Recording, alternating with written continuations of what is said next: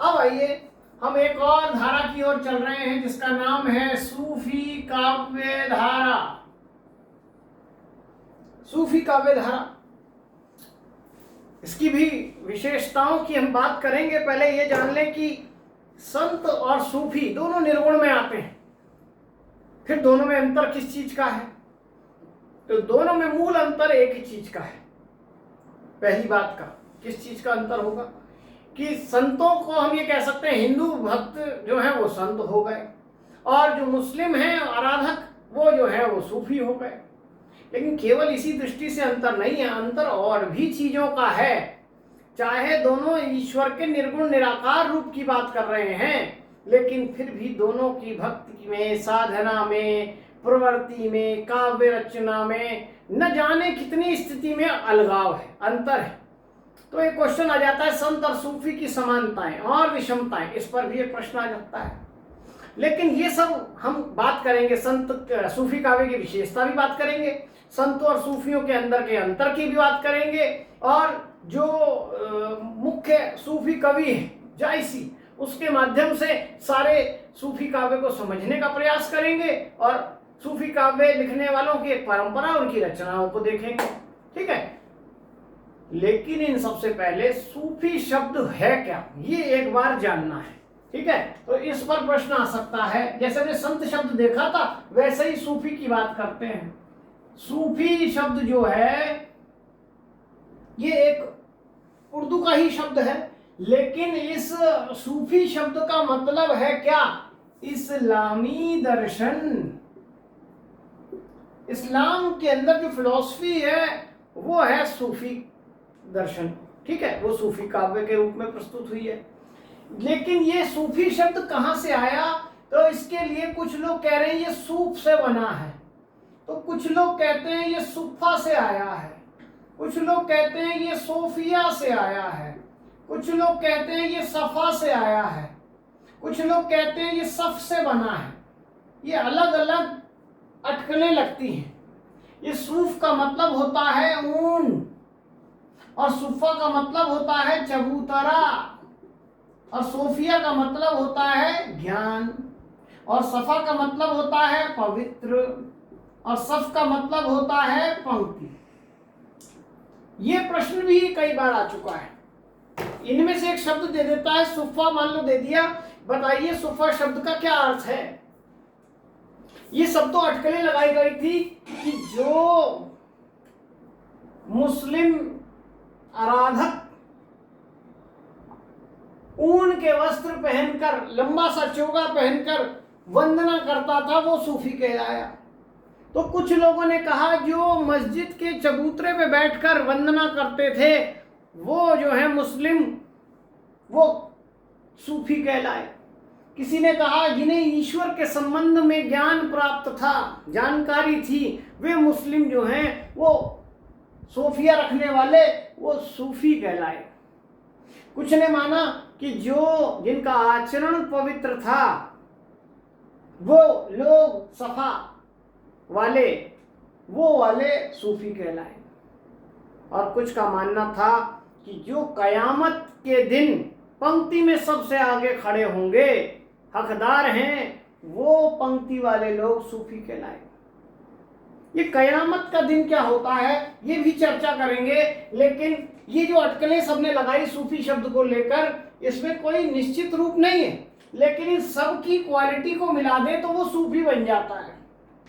यानी एक ऐसा व्यक्ति जो एक लंबा सा ऊनी वस्त्र पहनकर मस्जिद के चबूतरे पर रहकर बैठकर ईश्वर की वंदना करता था, जैसे ईश्वर संबंधी ज्ञान प्राप्त था, जो आचरण में पवित्र था, और जो कयामत के दिन पंक्ति में आगे लगने का हकदार है, वो सूफी था। सबको मिला दे एक ऐसा चित्र आपके सामने बन जाएगा, दरवेश का चित्र, जो लंबा सा चोगा पहनकर, लंबे लंबे बाल, और मस्जिद की चबूतरे पर वंदना कर रहा है।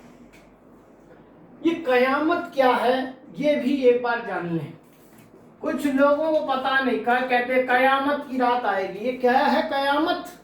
ये कयामत है आत्मा और परमात्मा के मिलने का समय। वो है कयामत का समय। ठीक है, कयामत का मतलब प्रलय नहीं है। कुछ लोग पेपर में आ जाएगा कयामत का मतलब क्या है। कयामत का मतलब प्रलय नहीं है। कयामत का मतलब है आत्मा और परमात्मा का में बड़ा मुश्किल है, दुर्लभ है। संतों ने भी बताया आत्मा परमात्मा का मिलन बड़ा दुर्लभ है, लेकिन अगर वो दिन आ जाए तो वो बड़ा विशिष्ट होगा। आप देखेंगे कबीर ने ऐसे समय के क्या कहा है, दुल्हनी गावों मंगलाचार, हम घरी आए राजा राम भर तार।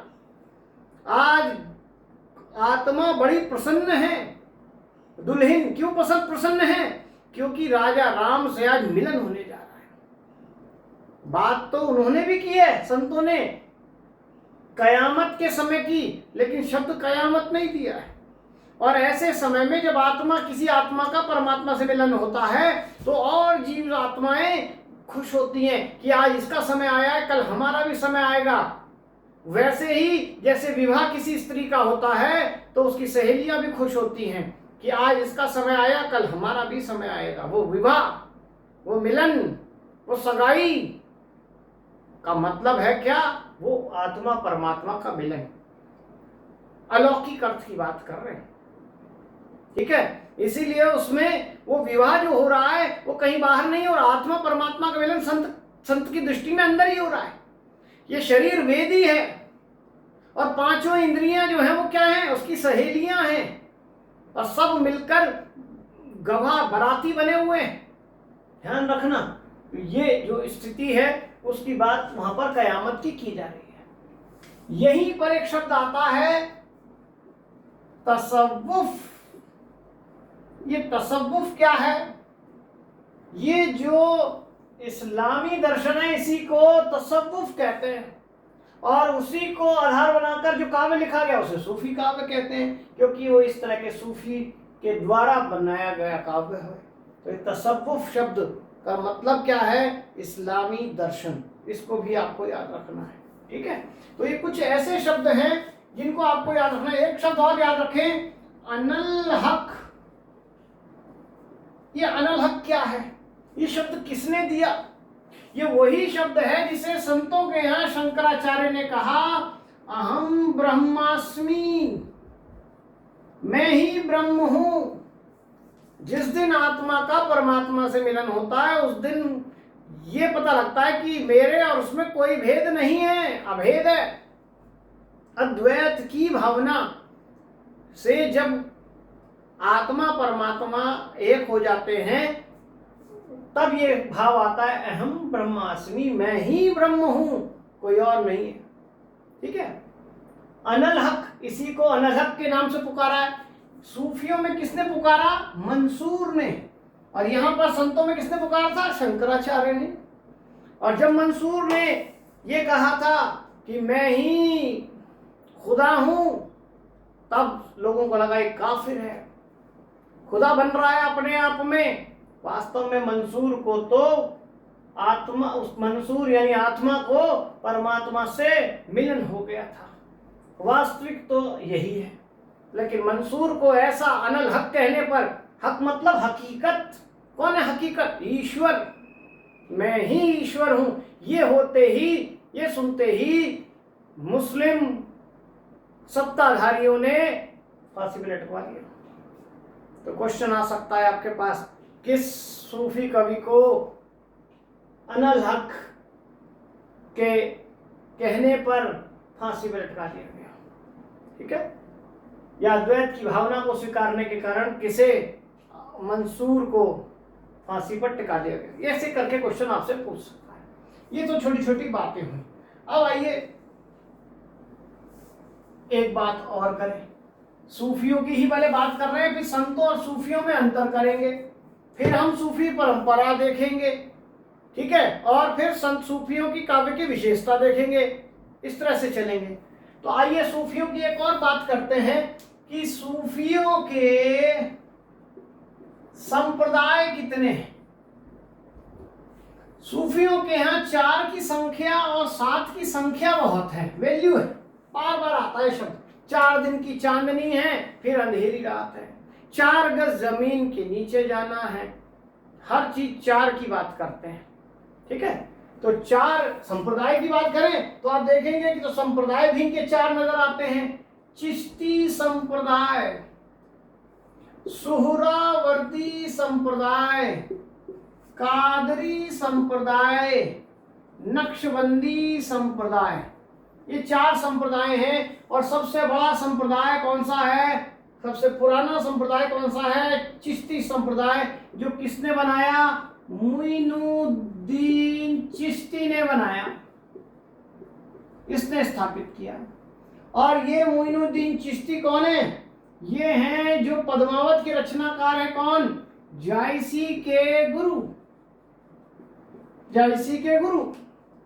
कई बार आता है प्रश्न, लेकिन वहीं उलझाने के लिए प्रश्न आता है अमीर खुसरो के गुरु कौन है? तो आपको बता चुका हूं कौन है, निजामुद्दीन औलिया। वो निजामुद्दीन औलिया है, ये मुइनुद्दीन चिश्ती है जिसके नाम पर चिश्ती संप्रदाय बनाए। सबसे पुराना संप्रदाय यही है। और सुहरावर्दी संप्रदाय, इसके संस्थापक कौन है? जलालुद्दीन सुर्खपोश, जलालुद्दीन सुर्खपोश। और कादरी संप्रदाय के कौन हैं? मोहम्मद गौस साहब। और ये मोहम्मद गौस साहब हैं जो मंझन की मधुमालती रचना आपने पढ़ी होगी, मधुमालती लिखने वाले मंझन, इसके गुरु हैं मोहम्मद गौस साहब। ये भी बीए लेवल पे लगी हुई थी, इसलिए ये भी इंपॉर्टेंट है। और नक्शबंदी के हैं कौन? मोहम्मद बाकी। ठीक है। तो 4 संप्रदाय और उनके चारों संस्थापक आपको पता होने चाहिए। वहीं पर सूफी संप्रदाय में ईश्वर से मिलने की जो प्रक्रिया, स्टेप्स हैं, वो 4 बताए गए हैं। वो भी क्या क्या बताए गए हैं? शरीकत, जिसे शरीयत भी कह देते हैं, तरीकत, मारिफत और हकीकत। ये क्रम है। कई बार ये चारों दे देते हैं, उसको क्रम से लगाइए। जब भी आप इस्लामिक सूफी धर्म के अनुसार जब आप ईश्वर के आराधना के क्रम में जुड़ते हैं तो सबसे पहले आपको जो अवस्था प्राप्त होगी वो शरीकत की है, दूसरी अवस्था तरीकत की है, तीसरी मारिफत की है और चौथी हकीकत की है। ये शरीकत का मतलब है शरीक होना, शामिल होना। सबसे पहले आप ईश्वर से जुड़ने के लिए उस मार्ग पर जुड़ते हैं, शरीक होते हैं, शामिल होते हैं। और फिर तरीकत। अब आप जब शामिल हो गए तो आपको उससे जुड़ने का, मिलने का तरीका पता होना चाहिए। तो दूसरी अवस्था तरीका जानने की है। और उसके बाद तीसरी, जब तरीका भी पता लग गया तब आपको माध्यम चाहिए, किस माध्यम से उससे जुड़े। जैसे हिंदू फिलॉसफी में आपने देखा, कोई योग के माध्यम से ईश्वर से जुड़ना चाह रहा है, कोई साधना के माध्यम से जुड़ना चाह रहा है, कोई भक्ति के माध्यम से जुड़ना चाह रहा है। सबने माध्यम अलग अलग चुने हैं, लेकिन सबका लक्ष्य एक ही है, ईश्वर की प्राप्ति। और फिर माध्यम के बाद जाकर उस हकीकत, ये हकीकत है ईश्वर, उससे मिलन होगा। अब जब मिलन होगा तब कैसी स्थिति होगी? तब वो व्यक्ति ये कहेगा कि ये मैं ही तो हूं, ये कोई अलग थोड़ी था, उसे अपना ही रूप दिखाई देगा। ये बड़ी विचित्र बात है। जैसे पिता, ये कहते हैं ईश्वर पिता है और हम बच्चे हैं, तो आप देखते हैं कि बच्चा जब बड़ा होता है तो देखता, अरे मैं तो अपने पिताजी की जैसी कॉपी हूं, मैं ही तो पिता हूं था, अंतर क्या था? ये है जब मिलन होता है एक। लेकिन दो अलग अलग दिखते हैं, इसलिए दोनों अलग अलग समझते हैं, हम दोनों अलग अलग हैं। लेकिन एक बड़ा है और एक छोटा है, एक अंशी है और एक अंश है। लेकिन जिस दिन मुलाकात होगी उस दिन कोई अलग नहीं होगा, एक ही रूप होगा। इसी बात को कबीर ने भी कहा कि जब ऐसी स्थिति आएगी तब क्या होगा? लाली देखन मैं गई, मैं भी हो गई लाल। ये पंक्ति कहते हैं, लाली मेरे लाल की जित देखूं तित लाल, और लाली देखन मैं गई मैं भी हो गई लाल। लाली मतलब उस ईश्वर का स्वरूप देखने के लिए लालसा में जो माध्यम आपने चुना, और जब उससे आप पहुंचते हैं वहां तक, आप जाकर देखते हैं वहां पर तो वैसा ही रूप है जैसा आपका है। देखिए क्या विचित्र बात है। और बड़ी विचित्र बात देखिए कि गांव में या कहीं पर बच्चा पैदा होता है तो कहते हैं ओ मेरा लाल। ये लाल क्या है? वही लाल, लाली का लाल, उसकी चमक का रूप अंतर नहीं है, वही बात कहते हैं बार बार। लेकिन समझ नहीं आता उस समय लाल क्यों कहा जा रहा है। या लड़की हो गई पैदा, लाली पैदा हो गई, तो समझ नहीं आता वो लाली या लाल का मतलब क्या है। गुदड़ी में लाल, वो लाल क्या है समझना पड़ेगा, वो भी कहीं अध्यात्म से जुड़ा हुआ शब्द है। तो एक तो ये क्रम से लगाने के लिए आ सकता है, ये संप्रदाय उनके संस्थापक की बात की जा सकती है, ये चीजें चार हैं। इसी क्रम में चलते हैं, इसीलिए सूफी जो धर्म है, सूफी जो संप्रदाय है, सूफी का जो क्रम है वो ये कहता है यह काव्य इश्क मिजाजी से इश्क हकीकी तक का सफर है। ये इश्क मिजाजी से इश्क हकीकी तक का सफर है। ये मिजाजी मतलब लौकिक और हकीकी मतलब अलौकिक। यानी इस सूफी काव्य में लौकिक के माध्यम से अलौकिक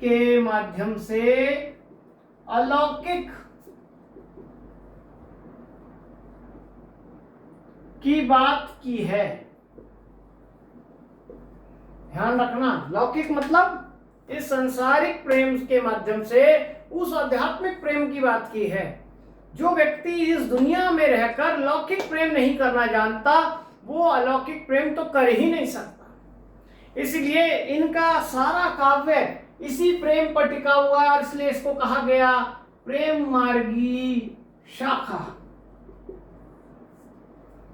प्रेम मार्गी शाखा नाम दिया क्योंकि ये प्रेम की बात करते हैं। ईश्वर से मिलना है, अल्लाह से मिलना है, प्रेम से मिल सकते हैं। बिना प्रेम से आप किसी से नहीं मिल सकते। प्रेम ना हो तो आपको अपना भी अच्छा नहीं लगेगा, और प्रेम हो तो पराया भी अच्छा लगने लगता है। ये प्रेम में बड़ा जादू है। और वो लौकिक मनुष्य का प्रेम पहला प्रेम है, वो मनुष्य से प्रेम करे। संतों ने भी इस बात की जो मनुष्यता मानवीयता का कॉन्सेप्ट नहीं जानता, वो ईश्वर की बात करे, ईश्वर प्रेम की बात करे, झूठा है। ठीक है, इसलिए ये संत सूफियों के यहाँ तो साफ कह देते हैं, मानुष प्रेम भयो बैकुंठी नातु छार भयो इक मुंठी। ये कह देते हैं सूफी। जायसी की पंक्ति है कि मनुष्य का प्रेम ही वैकुंठ जाएगा, कुछ नहीं जाएगा साथ में। हमारा शरीर नहीं, हमारा पैसा नहीं, हमारे संबंध नहीं, सिर्फ हमने कैसा प्रेम किया है। लौकिक प्रेम नहीं किया तो अलौकिक प्रेम तो क्या किया होगा। अगर किया है तो वही काउंट होगा बस। बाकी तो सारा शरीर एक मुट्ठी राख बन जाएगा। क्षार मतलब राख, एक मुट्ठी, इससे ज्यादा कुछ नहीं है। कुछ जाना है तो सिर्फ वही जाना है, प्रेम ही जाना है। इसलिए प्रेम की ही बात वो बार बार करते हैं। प्रेम मार्गी शाखा इसलिए हो गया। और इनके यहाँ जो नायिका है वो नायिका भी 4 प्रकार की बताई गई है। कौन कौन सी नायिका बताई गई है? चित्रणी, हंसनी, पद्मिनी, शंखिनी, 4 प्रकार की नायिका बताई है। और ये नायिका किस आधार पर बताई गई है? काम शास्त्र के आधार पर बताई गई है। काम शास्त्र पर आधारित ये नायिकाएं बताई गई हैं 4। चित्रणी जो चित्र की तरह स्टिल सौंदर्य वाली है, जिसको देखकर कोई भी मुग्ध हो जाए। जैसे बाहुबली में भल्लाल देव देवसेना का बड़ा सा चित्र देखता है, पागल हो जाता। चित्रणी चित्र से ही मोहित कर दे। चित्र जैसी है। हंसनी, हंस की चाल वाली। पद्मिनी, कमल की खुशबू आती है जिसके शरीर से, जहां जाती है भंवरे पीछे पीछे चलते हैं। पद्मावती ऐसी ही नायिका है, पद्मिनी नायिका। अगर क्वेश्चन पूछ ले जायसी की पद्मावती कैसी नायिका है, 4 ऑप्शन दे दे, पद्मिनी नायिका है। और शंखनी, जो गर्दन जिसकी शंख की भांति है, शंख की भांति सुंदर होती है, उसको आधार पर कहा गया। नायिका है किसके आधार पर बताई गई? काम शास्त्र के आधार पर बताए गए। ये भी 4 है, हर चीज 4 है, इसलिए बड़े आराम से ध्यान रखना, बहुत इंपॉर्टेंट प्रश्न बनते हैं इनमें। अब आइए, इनके यहां जो प्रेम प्रस्फुटन है उसके रूप भी 4 बताए हैं। प्रेम प्रस्फुटन मतलब आत्मा और परमात्मा का जो प्रेम स्टार्ट होगा, वो या लौकिक प्रेम हो चाहे अलौकिक हो, वो 4 ही तरीके से हो सकता है। कौन सा? एक है प्रत्यक्ष दर्शन, एक है चित्र दर्शन, एक है स्वप्न दर्शन और एक है गुण कथन। 4 प्रकार का है। इन 4 में से कोई एक ही प्रकार होगा जिसके आधार पर प्रेम प्रस्फुटित होगा। पहला है प्रत्यक्ष दर्शन। प्रत्यक्ष दर्शन मतलब नायक नायिका आपस में आमने सामने मिलने, फेस टू फेस, अचानक का प्रेम हो जाए। जैसे आप देखते हैं सूरदास के यहाँ पर कृष्ण और राधा का फेस टू फेस मिलन हो जाता है। कहाँ पर? जब कृष्ण गए हैं खेलने दोस्तों के साथ और राधा आ गई सहेलियों के साथ, और वहीं फेस टू फेस मुलाकात होती है। खेलन हरि निक्षय ब्रिज खोरी, औचक ही देखी तहाँ राधा, नैन विशाल भाल दिए रोरी, और फिर बूझत श्याम कौन तू गोरी, कहाँ रहती काकी तू छोरी। और फिर वहीं से डायलॉग स्टार्ट हो जाते हैं। कृष्ण कह रहे हैं, फिर राधा क्या कह रही है, फेस टू फेस, प्रत्यक्ष। और चित्र दर्शन, जिसमें किसी नायिका का चित्र देखा नायक ने और उसको पाने के लिए बेताब हो जाए, वैरागी हो जाए। स्वप्न दर्शन, जिसमें कोई नायक नायिका का, एक अद्भुत नायिका का स्वप्न देख ले और उसको पाने के लिए, संघर्ष करने के लिए तैयार हो जाए। गुण कथन, कहीं कोई नायक को किसी नायिका के गुणों की बात बता दे कि वो इतनी सुंदर है, वो ऐसी है, वो वैसी है, और ये गुण सुनकर वो उसको पाने के लिए पागल हो जाए। तो 4 तरीके से किसी भी नायक जिसे साधक कहा गया है यहाँ पर, उसके हृदय में प्रेम का प्रस्फुटन हो सकता है नायिका के लिए। कौन है नायिका? और इनके यहाँ जो नायिका है वो नायिका और कोई नहीं, ईश्वर रूपा है।